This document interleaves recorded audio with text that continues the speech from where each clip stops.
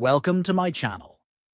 Losing your phone can be stressful, but there's a simple way to protect yourself and track your device if it's ever lost or stolen.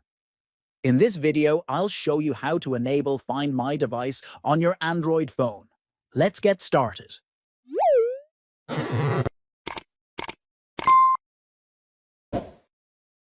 First, you need to turn on location services.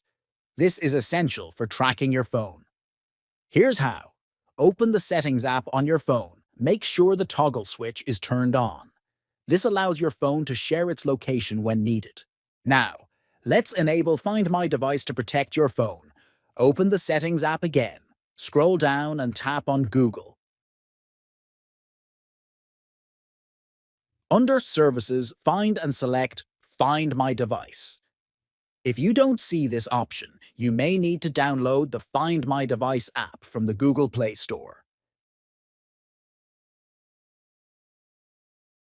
Simply search for Find My Device and install the official app by Google. Once installed, open the Find My Device app and follow these steps. Tap on your device's name. Accept the necessary permissions. Click on Find My Device. Make sure Use Find My Device is enabled. This ensures that your phone can be tracked remotely if it's lost or stolen.